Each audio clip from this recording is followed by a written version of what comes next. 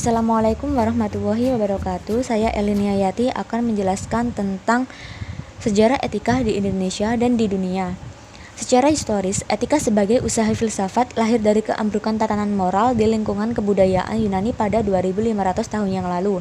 Landasan terbentuknya etika yaitu etika dibentuk agar dapat mengerti bagaimana cara agar bisa hidup yang baik dalam suatu sistem dan dilakukan penyelidikan tentang soal tersebut sebagai bagian filsafat. Pengertian etika berasal dari Yunani kuno atau biasa disebut dengan etikos, yaitu berarti timbul dari kebiasaan. Maksud dari timbul dari kebiasaan yaitu sebuah sesuatu di mana dan bagaimana cabang utama filsafat yang mempelajari nilai atau kualitas yang menjadi studi mengenai standar dan penilaian moral.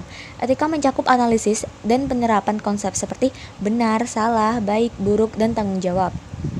Awal mula terbentuknya etika, yaitu etika bermula di zaman purba Grek. Apabila ahli-ahli falsafah hanya memberikan tumpuan kepada kebaikan moral, Socrates dipandang sebagai perintis ilmu akhlak. Karena ia pertama berusaha dengan sungguh-sungguh membentuk perhubungan manusia dengan ilmu pengetahuan. Socrates menggunakan pendekatan yang mengalahkan rekan-rekannya untuk berpikir tentang kebaikan dan kesehatan roh. Ide utama Socrates dengan etika adalah berhubungan dengan meyakinkan orang agar berakhlak mulia. Socrates mengatakan bahwa kebahagiaan adalah mustahil diperoleh tanpa memiliki kebaikan moral dan tindakan yang tidak beretika akan mengganggu orang lain.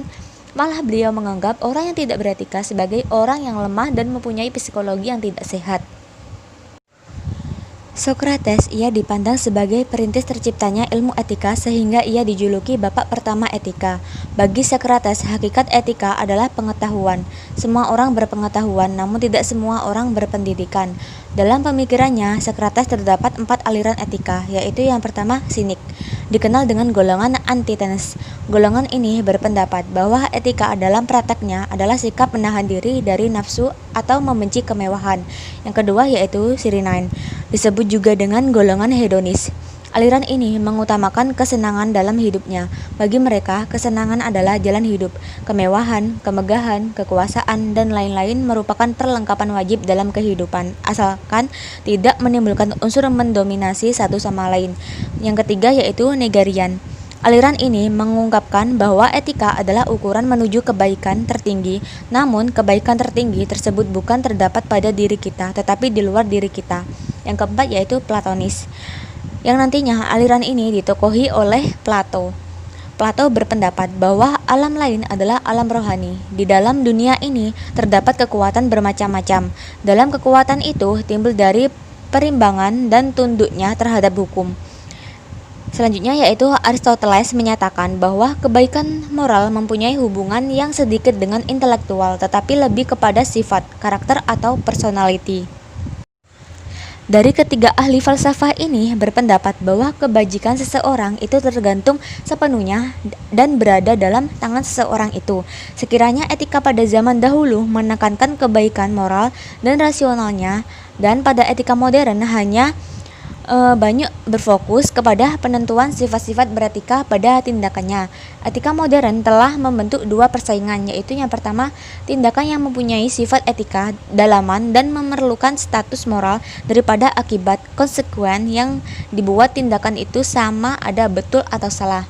Yang kedua yaitu dahulunya ia dikenali sebagai theological dan sekarang dikenali dengan deontological, yaitu pendekatan kepada etika. Berbicara tentang etika tidak luput dari perhatian mengenai perbuatan-perbuatan manusia menuju tujuan tertentu yang di dalamnya terdapat nilai-nilai kebaikan atau sebaliknya. Kemudian Nietzsche mengemukakan pendapatnya bahwa etika adalah jalan menuju tujuan hidup. Tujuan dalam hal ini adalah kebaikan atau baik. Maksudnya adalah mencapai hidup yang bermutu, bernilai, berkualitas, bermartabat, dan lain-lain. Kehendak untuk berkuasa merupakan seripati dari seluruh petualangan pemikiran Nietzsche. Kehendak berkuasa ini didapat bukan dengan cara mengumpulkan premis-premis silogisme yang selanjutnya ditulis dalam kerangka yang sistematis. Nietzsche mengemukakan bahwa kehendak untuk berkuasa merupakan prinsip dari seluruh kehidupan manusia dan alam. Kehendak untuk berkuasa ini bisa disebut sebagai kekuatan yang memerintahkan dirinya sendiri. bersifat memerintah dan menaati tanpa mengandaikan pasivitas apapun. Dalam kehendak untuk berkuasa, tidak ada pihak yang bersifat pasif.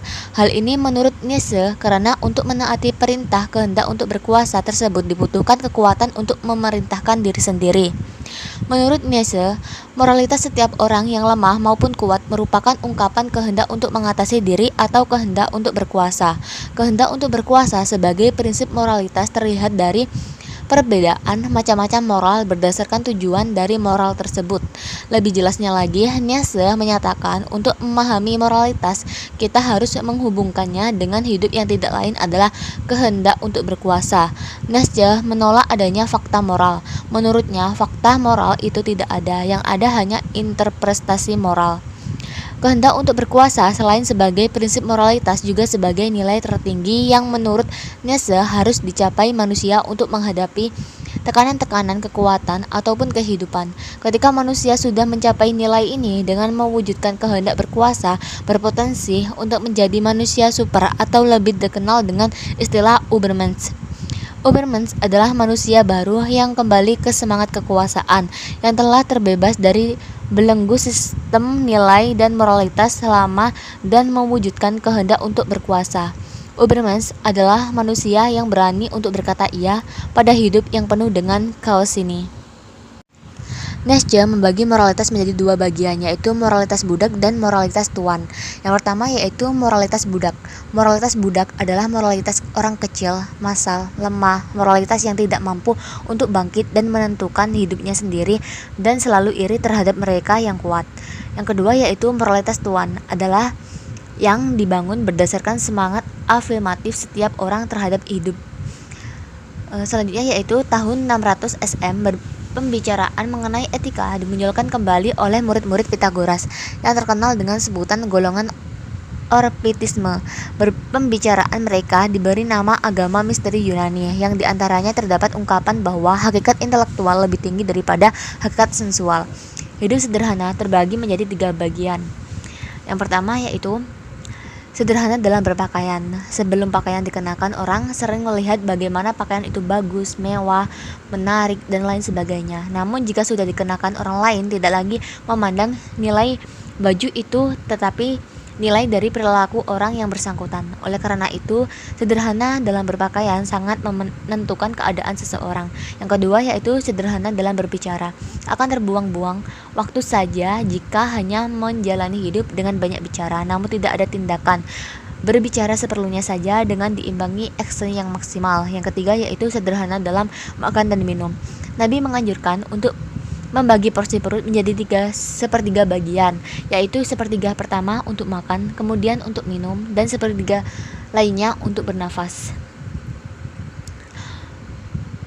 Etika dimulai bila manusia merefleksikan unsur-unsur etis dalam pendapat-pendapat spontan kita. Kebutuhan akan refleksi itu akan kita rasakan, antara lain karena pendapat etis kita tidak jarang berbeda dengan pendapat orang lain. Untuk itu diperlukan etika, yaitu untuk mencari tahu apa yang seharusnya dikatakan oleh manusia atau dilakukan oleh manusia.